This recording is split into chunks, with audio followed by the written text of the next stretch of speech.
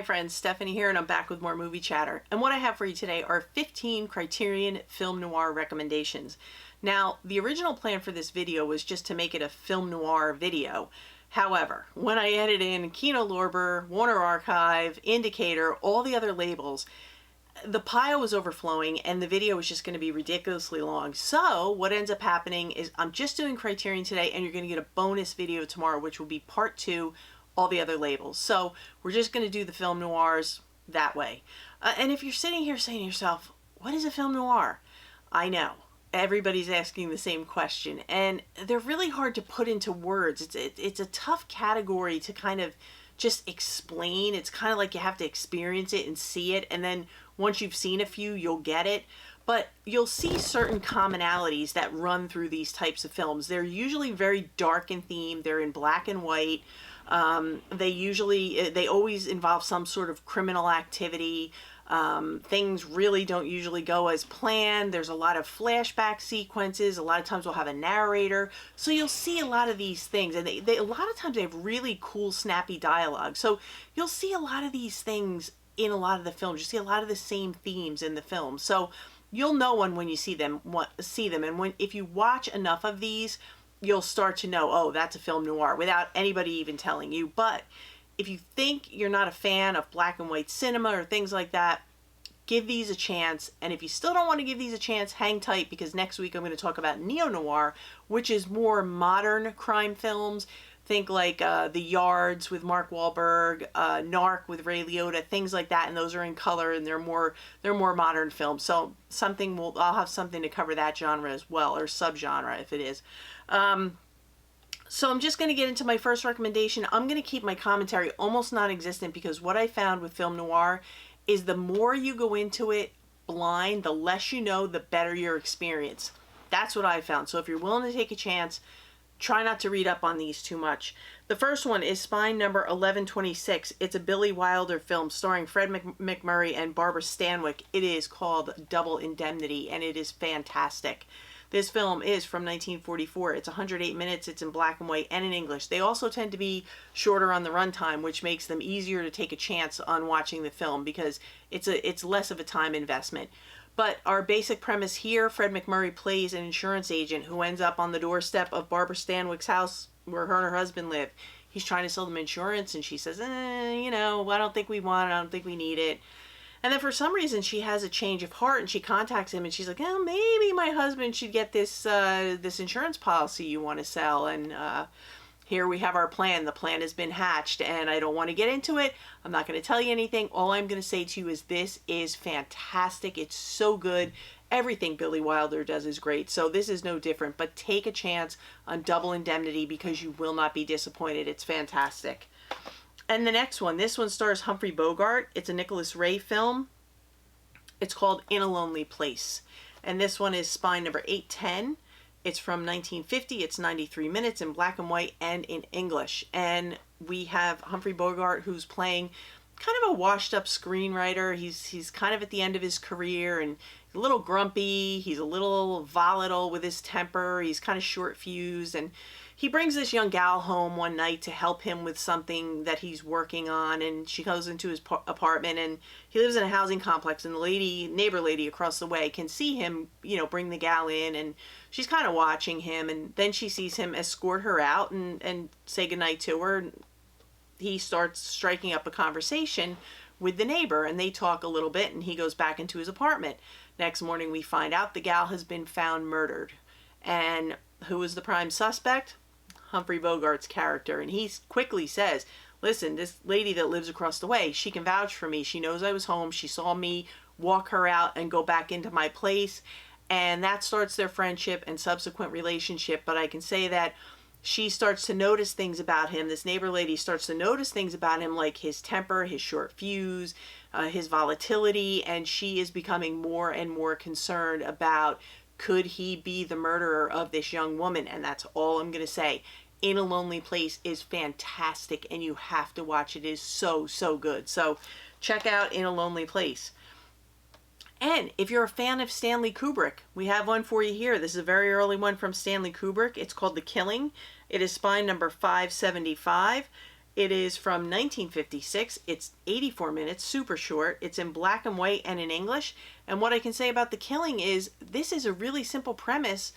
It's about a racetrack heist. So you know what's going to happen. Things aren't going to go as planned. It's going to go awry. Things are going to go crazy. And this is a fantastic movie. So if you're interested in a crime, a film noir crime movie about a racetrack heist or an attempted racetrack heist, definitely check out The Killing because it's really, really good. And if you like Stanley Kubrick, no brainer right there. Definitely check that one out. It's a winner.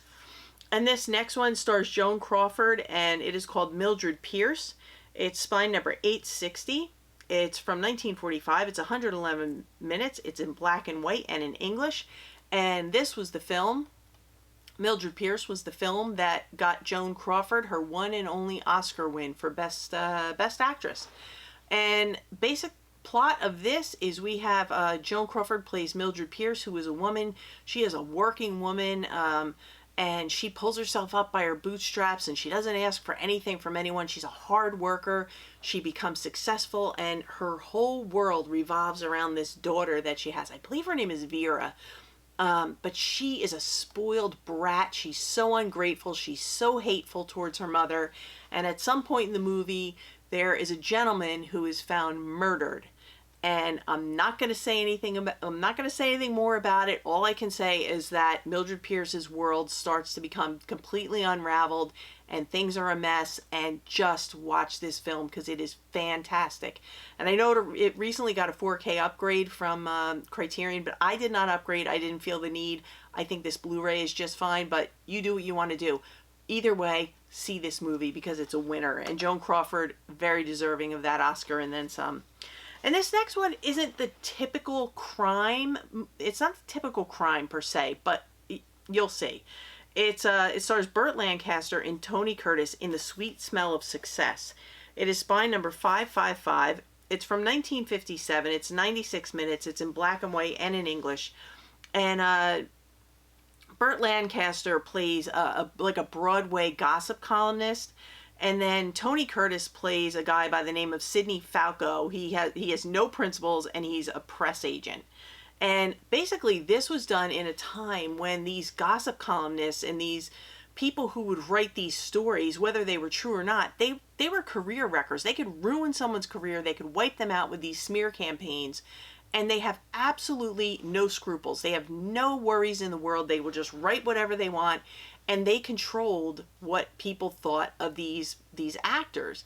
And so what happens is a jazz singer starts to date one of their sisters, and they're not happy about it. So they threaten to hatch this smear campaign and ruin his career. And that's all I'm going to tell you about it. But it's a real interesting look at the press and the influences that they have had and they maybe continue to have. But it's a really interesting look at that dynamic. And it was at a time, like I said, when they could just, they could be a career wrecker, whether, if they got their sights set on you, they could very easily ruin you. And, they have no problem doing it. So definitely check out The Sweet Smell of Success. You will have a great time with that one. Now this one's a French one, and this one is spine number 335. It's from 1958. It's 91 minutes, and like I said, it is in French. It's in black and white with English subtitles. It is called Elevator to the Gallows. And if you're a fan of the music of Miles Davis, you are going to love this one because he is the soundtrack to this. And pretty basic premise here. We have a man and a woman who are involved in a relationship. She is married, and they decide to hatch this plan to get rid of her husband, but they want to make it look like a suicide. And from what I've told you, things never go as planned, and that's all I'm going to say about Elevator to the Gallows, but it is fantastic. So definitely check it out, and don't be afraid of the subtitles. You can handle it. But this is a great one. Really, really good stuff. And this next one is Japanese, and it is from none other than Akira Kurosawa, who is just a legend, and he's so well loved in the Criterion collection and beyond. It's spine number 24, so it's been in the collection a long time. It is called High and Low. Now this one is on the longer side, but if you know Akira Kurosawa films, you would kind of expect that because he's a storyteller. And no different in this one. It is from 1963, 143 minutes in black and white, and it is in Japanese with English subtitles. And this one deals with a lot of subjects of like class and, hierarchy of people in the class system. police investigations. It deals with morality issues. There's a lot going on in this, so there's a lot of storytelling. And we have a gentleman he's very, very wealthy, and someone hatches a plan to kidnap one of his children, and by accident they kidnap the wrong child, and they have taken his chauffeur's child, and now they're asking for ransom, and the police are trying to hunt down who the person is who took this child. And that is basically the crime that's been committed, and that's the story. And this is it's a very layered story. So like I said, just be patient with it, follow the story. It's really great. It's fantastic. Like I said, this goes a little deeper than the typical film noir, but it's great, and it explores a lot of different topics that noirs don't always get into, but it's really, really well done, as you would expect from any Kurosawa film. But if you haven't seen High and Low, highest recommendation on this one. It's so, so good. So definitely check it out. But I'm going to grab the last few films, and we're going to wrap this one up. It's a short one today. Okay, friends, I have my last few movies here, and then we're going to call it until the next one, part 2. And these first 3 movies were done by the same filmmaker. I believe I'm saying it right. Jules Dassin. Dawson. I'm going to put it down here as a title so that at least it's spelled right if you want to look it up. The first one is Spine number 838. It is called Brute Force. It is from 1947. It's 98 minutes in black and white and in English. And it stars Burt Lancaster, and he is incarcerated. And he is trying to figure out a way to break out because he wants to be with his most likely terminally ill girlfriend. And he has, cellmates and things like that. And we get through flashbacks, we get the stories of how each of them ended up in the situation that they're in. But basically, this is a look at the American incarceration experience in this time period, as these guys are under the watchful eye of a very sadistic jail guard at the time, prison guard at the time. But a very interesting take on the jailbreak story. So if you haven't seen Brute Force, definitely check this one out. Great noir film. And this is super unique, by the same filmmaker. It's called Naked City. And it's Spine number 380, and this one's from 1948. It's 96 minutes in black and white and in English. And the thing that's interesting about this one is that it was not shot in any studios, which was very uncommon for the time. It's shot documentary style with narration in the streets of New York. So it's actually shot in the city of New York. And what we're basically doing is we're following along while it's being narrated. We're following along with the New York City police while they're on a murder investigation. So it's a look into police procedure for these types of crimes in the city of New York in 1948. So it's a really interesting film, and it was way ahead of its time for this style of filmmaking. But really, really good stuff. If you haven't seen this one, I would highly recommend it. And after making these films, our filmmaker was blacklisted by Hollywood. Not because of those films, but he was blacklisted by Hollywood, so he was not allowed to make films in America anymore. So what does he do? He goes to Paris, where he makes Rifi. And this is Spine number 115. It's from 1955. It's 118 minutes. It's in black and white, and it is in French with English subtitles. And basically what this is it's a jewel heist. And the thing about this one is, it's a film noir, so it's never going to go as planned. But the interesting thing about this one, it's so super creative. There is a full 28-minute segment where there is no dialogue, there's no music, there is nothing but the image on the screen of the people doing the crime and the sounds, whatever sounds go along with them working to rob, pull off this heist. But really, really creative filmmaking, and very different. And just like Naked City was different for its time, this is very, very well done. Really high-end filmmaking. But if you haven't seen Rifi, Naked City, or Brute Force, definitely check out one, check out all of them. I think they're all really great. And this next one, everybody picks out on the shelf because of the hot pink spine, and it's Gilda. And it is Spine number 795. It is from 1946. It's 110 minutes. It's in black and white, and it is in English.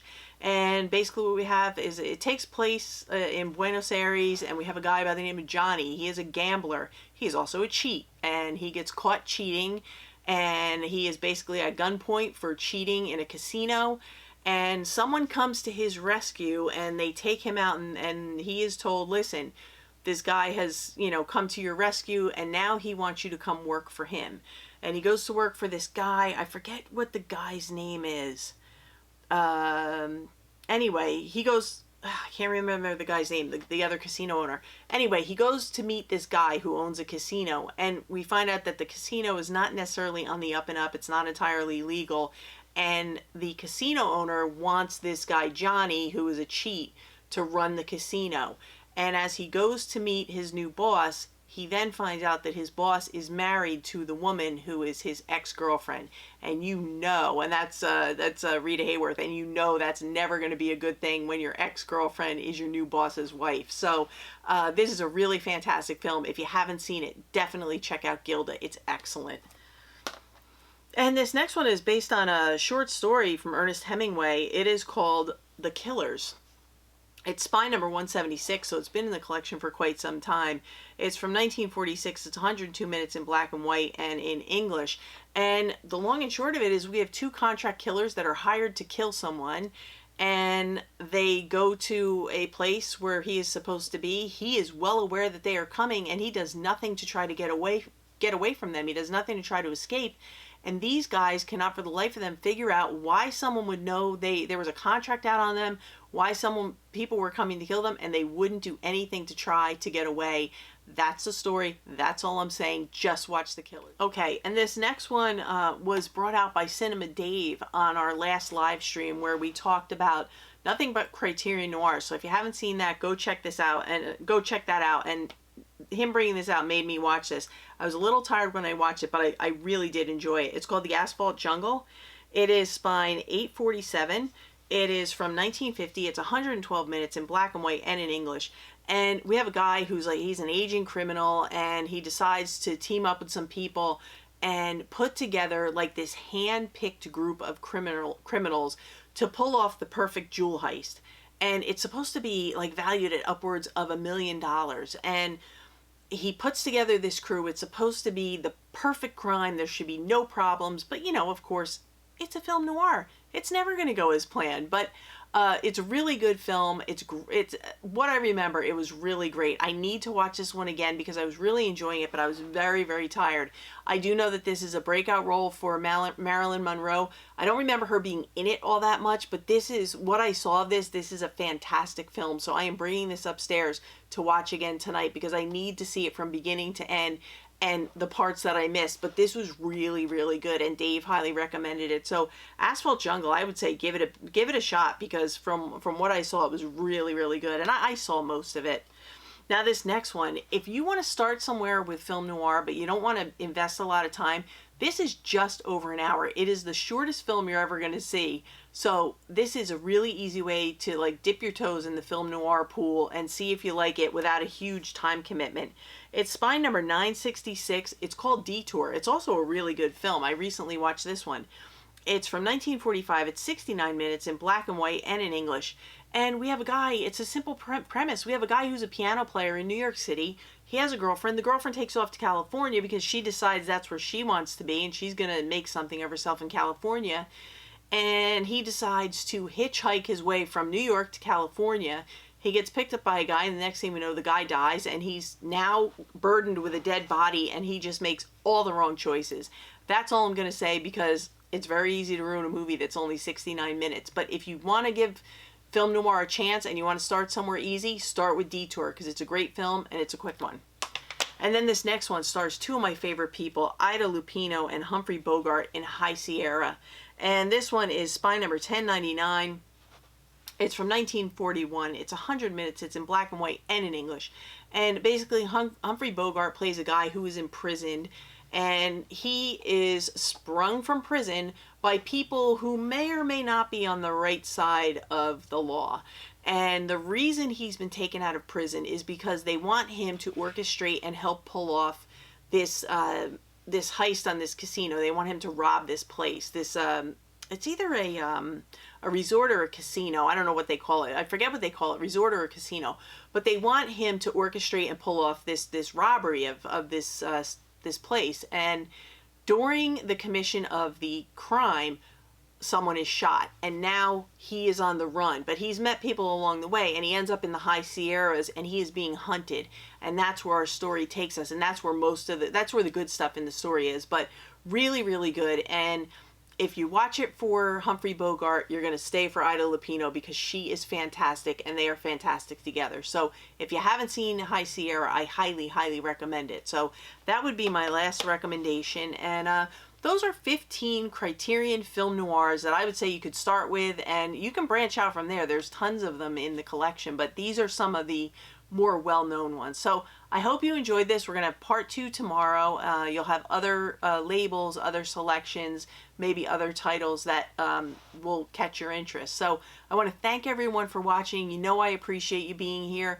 If you like this kind of content, top 10 lists, movie recommendations, collection updates, collection overviews, everything, you name it, we do it. Consider subscribing, hit the bell notification so you know when I upload, which is going to be tomorrow, and then Saturday, and then live streaming on Sunday. That's the schedule for this week. But that's going to do it for me. So I'm going to go up. I'm going to eat dinner. I hope you have a great rest of the night. And for now, that's a wrap.